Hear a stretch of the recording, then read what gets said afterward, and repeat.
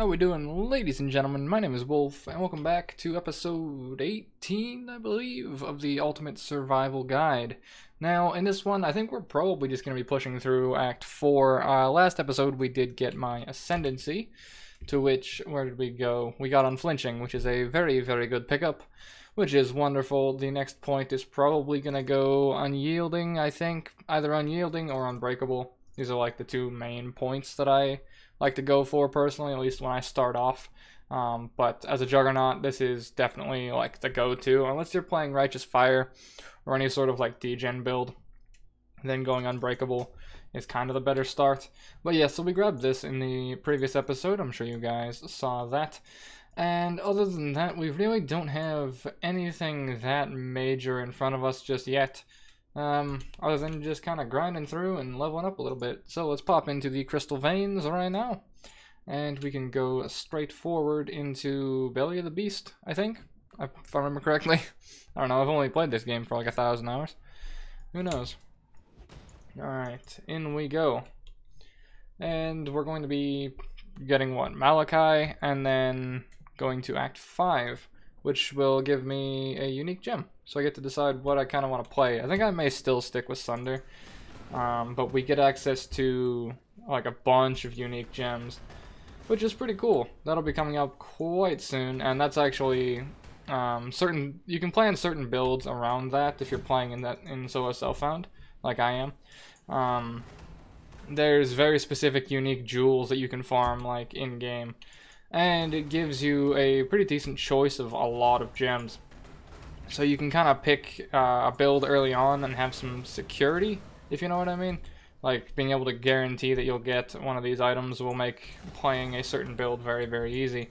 I was talking to someone on stream today, actually, who I was helping him fix his build. He was trying to kind of create a character similar to mine and was following along with the survival guide. And wasn't playing Sunder, he was instead playing Ground Slam.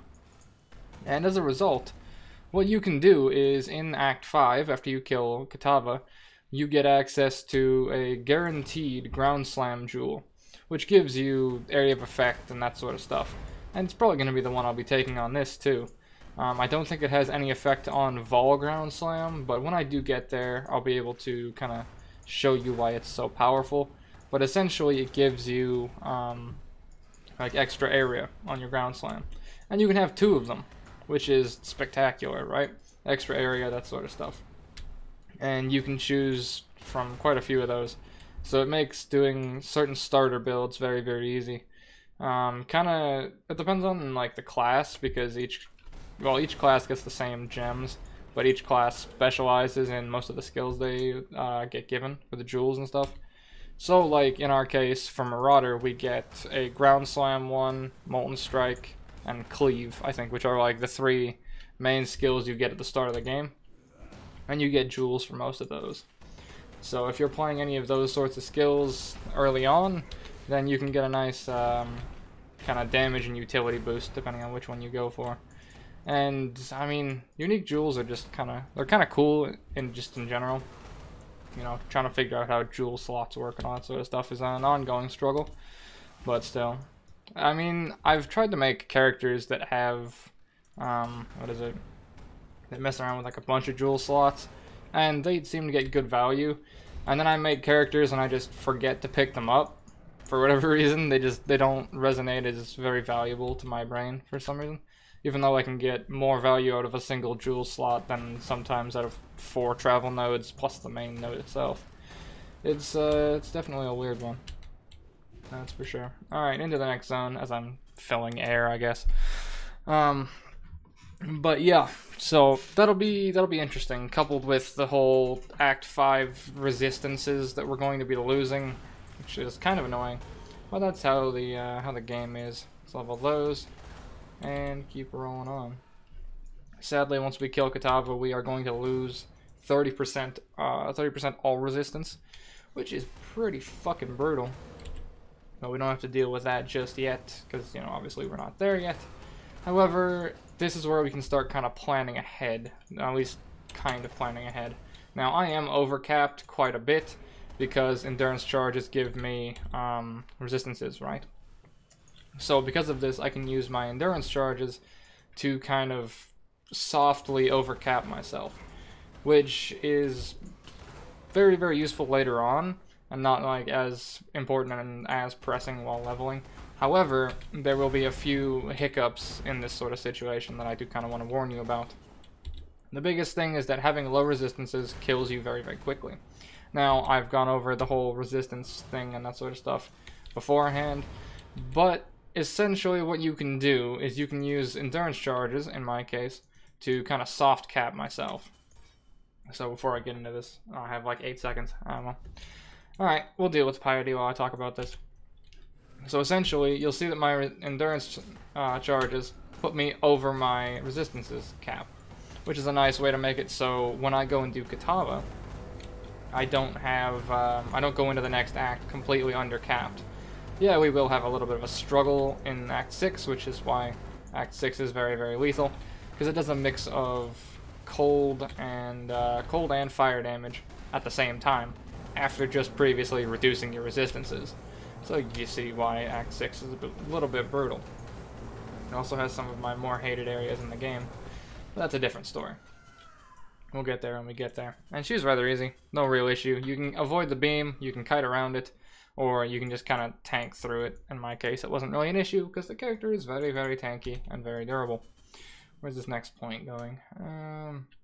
Where was I going? I got Juggernaut. I think I was going up, right? I believe so. I don't know if I was going for AoE or not, though. Was I going AoE? No, I was going Dominion, right? Because, you know, because resists are coming up. This actually, perfect segue, I guess, right? Filling air goes into perfect segue. I know that that's coming up soon, so I'm either going to go up here and go Amplify, or I'm going to go down and get Ellie with Attacks. Now, thing is, Ellie with Attacks actually does nothing for this build right now, because I'm mostly physical.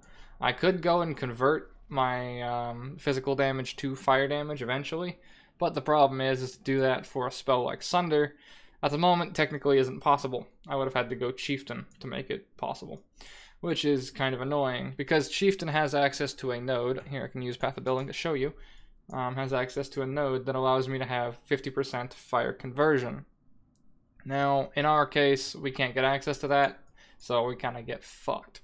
We can have that 50% from Chieftain, and then we could have the 50% from this here, and then that means that my physical attacks can now have bonuses from physical, fire, Ellie with attacks, what else? Elemental damage, and like a few different things, like area damage sometimes, that sort of stuff. But since we aren't fully converted over like that, it's not going to do anything for us. To which this elemental damage is kind of like a travel node in a way, I guess. But I do want this endurance charge as well. So I think I'm going to go here. That point itself isn't going to do anything for me. But this point will, this point won't, this will. And then, you know, we can get the endurance charge, because the endurance charges will give me a nice bit of tank ability. Now, after that, after I get my resistances here, which will softly deal with my Act 5 scenario that I talked about before, where I lose my resists and get kind of destroyed by everything. After we deal with that situation, I do believe I'm going to be going down here to get the endurance charge here, and so then I can have, you know, charge there, and then I'm probably going to go get this charge here as well. May even grab this jewel, because I want to explain how jewels work, and I want to explain everything, right? So I'll probably even grab that as well. Yeah, I mean, I think that's kind of the basic plan, because I don't have any problems at the moment, right? Remember how I was telling you guys about, like, problem solving and stuff? There's only so much I can do when I give you, like, a build, right? Because everyone always said, oh, you know, what's the build? Just give us the full build on this sort of thing, right? And, you know, it's in the description, I'm pretty sure. I think it's down there somewhere. I did that a while ago. But this is what I want to try and explain, is that you have to kind of either know what your problem that you're going to face eventually is, or kind of figure it out on the fly. Which, figuring it out on the fly, words are easier to pronounce when you do it slowly, is a lot easier to do when you have refund points available. Because otherwise, that's where people end up getting into scenarios where, what is it? They have a lot of people have this sort of fallacy with Path of Exile of, oh, I can't fuck up my character. If I fuck up my character, you know, I don't know, your brain's gonna explode or some shit. You break a lot of characters in PoE. That's like the biggest thing, and that's fine, because if you don't know, if you go into something and you don't know how to deal with it, that's fine, right? I know a lot of people who don't want to play PoE because of the concept of I could fuck up. Yeah, you can. You learn from it and you push forward. If you get a character to Act 5 and they get ripped over and over and over again, well, figure out why, and then when you come back with the next character, which could be, you know, could be played the same way, it could be the same class, just different skills or whatever, I don't know, but you know what to look for. You know to watch for the resistances, you know to watch for, you know, maybe get more life, or that sort of stuff. I mean, it's weird, the amount of people that I talk to in stream, or just some of my friends even, who are like, oh, I like the idea of PoE, but there's too many options. There's too many options, or they're scared of fucking their character up. Because every other game, let's put it simply, hold your fucking hand, right? It's like the illusion of choice. Although, there's an entirely different debacle with Path of Exile for illusion of choice as well, when it comes to certain builds, but that's a little deeper than I feel like going into right now. But, yeah, so, fuck, I lost my train of thought. Oh well. So we have to kill three like minor bosses, and they'll give us, basically we're gonna harvest their organs for whatever reason. I don't pay attention to lore. And then we go in through the Black Core. So you'll find these bosses littered around the area. You know, just kill them, tank through them.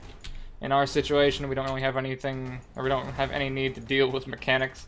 We can face tank pretty much anything and everything. Keep the totem up, keep slamming away with Sunder, and your boy dies very quickly. There isn't really very much issue here. Grab that portal scroll while we're at it. And yeah, just keep kind of trudging on through.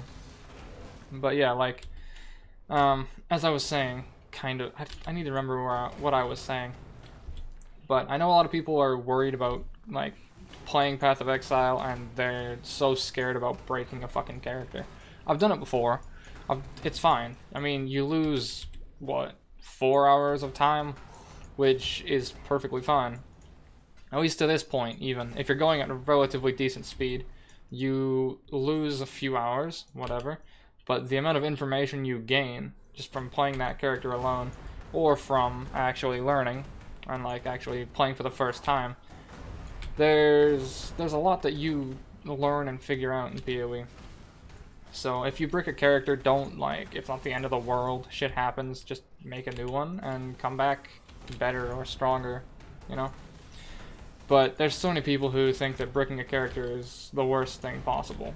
It's annoying, don't get me wrong, but you learn what the problem is, right? I mean, I do videos and stuff now, well, I don't know if they're coming out just yet, but probably soon or after this, of me trying to help people on stream. And there was a lot of people who said, you know, I wish I could make my own builds and that sort of stuff. I wish I could do my own thing and not have to follow other people's builds. And that's fine, and that's understandable, right? Oh, fuck, I hope you guys can't hear the outside. It's like really warm in my room, so open my window. Hopefully you don't hear vehicles and shit. Who knows? But yeah, like, I don't know. It seems like there's some people who are like, not so much. Fuck, how do I say this correctly? There's people who are afraid to fuck up, and then there's people who are afraid to do things themselves in case they fuck up, right? Because then you don't have anyone to blame, right? Now that's putting it a little bit too far, you know, maybe not too far, but it's the sort of thing where you have the scapegoat. Now, if you play someone else's build and it doesn't pan out, you just go, oh, it's their build, right? If you make the build, it doesn't pan out, you look at it and go, God damn it, I fucked up. Now, there's something to both of those scenarios, right? It's nice to have the fallback plan, I guess, but the thing is you're, how do I say this correctly? You're robbing yourself of the feeling of success, if that makes sense. Because, oh fuck, it's a weird topic. It's a weird topic, because it doesn't really just apply to PoE. It applies to everything, technically. But it's the sort of thing where when you finally create that character that pushes past wherever you got stuck, right? Or whether it's from looking at, say, one of my videos and learning the solution, that's fine. You figured it out, and then you get farther, and then you can tackle all the new things in front of you that you have no idea how to deal with, right? Say you get to Act 6, and, you know, you passed Act 5, you couldn't get past that before, and then you lose your resist, and you know that was coming, so you plan for that, and then you get absolutely annihilated at Beacon. Say you're playing hardcore for whatever reason, and your character's fucking gone. You're done.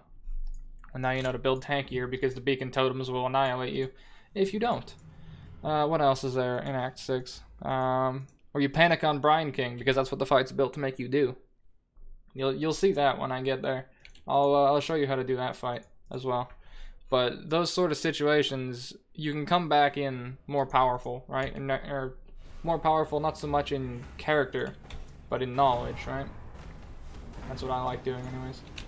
It's coming back with information and knowing how to deal with things that way. And, yeah. I mean, I don't know where I was really going with that, if any of that made sense. I don't know. It was half filling air and half me talking about a topic, I guess. I don't know. Fuck it. But yeah, so we're on the Malachi fight. Essentially, we're killing Malachi and Piety at the same time. He phases. When he's in that shield, he doesn't take any damage. He spawns ads if you want flasks. I think he's give flasks, pretty sure. You can stun him with Vol Ground Slam out of that attack. That's gonna hurt a little bit, yeah. She channels into him. Every time the shield swaps, you have to kill the other one. Rather simple. Don't get hit by the balls. They hurt if you're a squishy character. I've had like 800 HP witches I was speed leveling. Insta-rip to them. I think I bugged Piety. Or I disconnected. There's a chance for either. Is she bugged? Let's move my totem real fast. Hello? I think things are fucked up. Hang on. Let's see if this does anything. If it doesn't, I might have to, like, leave out. I may have busted the fucking fight. I may have busted the fight. Unless I lagged out and, like, everything's fucked. That possibility too. Alright. We good? Alright. Fight bugged out, but we're good now. We're good. Fixed it. That was an awkward one. Alright. Come on, Malachi. Now we're into the second phase. This is a little bit different. There's more things to actually do, as opposed to just, you know, bouncing shields back and forth. Can you just stop that? Thanks. So he's gonna start off, you know, doing the basic stuff. He teleports around. The balls are still here. Just don't get hit by them. If you stand relatively close to them, you should be fine. And every 33%, he's going to bring up one of his hearts. Just kill this, and you're gonna take his shield back down. You can't damage him until you take out his heart. So if you're playing a single target skill that can't pierce or anything like that, you might have a minor struggle in that department. That's why I recommend getting, like, projectile pierce or just some AoE skill or some targetable way to do things. Any sort of name lock skill is gonna have a bad time here. Name lock is like a weird concept to explain, but anything where you have to, like, you know, have that name appear on them for, like, to target them. Name lock skills are a pain in the ass, but you can get around them with Ancestral Call. So things like Molten Strike, for example. Well, Molten Strike is like a soft name lock because the projectile balls or whatever will still happen. But yeah. Okay. I mean, I'm pretty much just able to tank through all of this without really having an issue. I like how I leave my overlay map on when I'm bossing, just because I'm so used to doing that from maps and stuff. I don't know. Alright. Gonna kill this heart, hopefully. It's gonna be a little bit annoying because we have multi-strike, which means that the other two may auto-target somewhere else. But the first one will hopefully kill him on time. Hopefully. I walk into that projectile, but it really doesn't make a difference because I'm basically immortal at this point. And now I believe all of his hearts are gone. Don't step on the things on the ground because they're like little traps, right? I'm tanky enough, obviously I can show you the mechanics. Don't stand in fucking fire, you know? It's not really fire, but those of you who have raided in WoW have heard that joke before. Don't stand in shit. Long story short. If you're on a squishier character, these will destroy you. I've stepped on like 6 on a character with 800 HP. Didn't work well. Burned a portal or 2. But yeah. Although, I mean, there's no real portals here, but still. Speaking of, actually, if you run out of, say, your granite flask or something, you can portal to town in boss fights. Or if you run out of life flasks or you're really scared or whatever, you can portal out to town and come back and all your flasks will refill. I showed you how to do that with waypoints and stuff to refill Quicksilver to move faster. You can do it defensively as well if you need to. I have no scrolls left, so I can't really show you. But you saw me poured out during the boss fight earlier to fix the boss fight. That's proof that you can, right? But it also refills your flasks fully. So if you're in a fight where, you know, you've got a problem, then there's that. This thing here will follow you around and do damage while it's underneath you. You see my health degenerating? Yeah, so it makes you have to kind of kite them around, but obviously we're in the scenario we don't have to. But yeah, we're in a scenario where I really don't have to care. Pop my war cry again, tank through pretty much everything. I shouldn't be playing like that. I really shouldn't be playing like that, but I'm also playing multi-strike, so I don't have a choice. Because, you know, if I hit multi-strike at the wrong time and my attack speed's not high enough to mitigate the situation, well, I'm going to be taking the whole hit no matter what. So, yeah. And he does his little edgy explosion. There you go. And he's gone. Alrighty. Let's go talk to all of our fellas here. Let me double check I didn't miss any skill points as well real fast. Let's hit that. Let's go / passives. Haven't missed any so far. Got the Indomitable Spirit, which is the main one. Excuse me. The main one from this act, which is wonderful. Also, there you go. For those who wanted that, because some people do want to see like the / deaths and stuff on this playthrough. I don't really like play when I'm not recording, if I'm entirely honest. But yeah, 14 hours is probably just me being logged into the character. Or just deciding what I'm gonna do next and, you know, coming to. Or waking up, or whatever the fuck, you know. But yeah, we're gonna come out to the Ascent, and we're gonna make our way to Act 5. My hands are cold now, because my fucking window's open. I swear, this can't just be a me-only thing, right? Playing with cold hands is the worst thing on the planet. I mean, maybe less so in PoE. I'm gonna grab that weapon, I think. Yeah, I'm gonna grab that. That could be useful. 41, 39. Okay. But like, playing with cold hands and stuff in PoE is not great, but it's doable. However, doing it in like a competitive game, you ever tried playing like League or Fortnite or some shit like that with cold hands before? It ain't good. It is not good at all. It's like, it throws my shot off sometimes. There were, literally at one of my other places that I lived, I swear my hands were so fucking cold. I was playing like a lot of Fortnite and a lot of competitive games at the time. I started wearing gloves while playing. And let me tell you, grasping like a 12-button mouse, I don't know how well I can show you this, but like I have a bunch of buttons on the side. Grasping like a 12-button mouse with gloves is the weirdest thing on the planet. Trying to like reteach myself how to use the fucking buttons. I mean, I figured it out after like a couple days, but still. Okay, we covered sulfite stuff before, because we've done Nico and that sort of stuff. However, it is a random chance that it spawns in maps, so I just wanted to cover that. It can spawn pretty much anywhere. And now, when you click on it, you'll actually get an amount that tells you exactly how many are left in the map. So you click that one, and it will be done.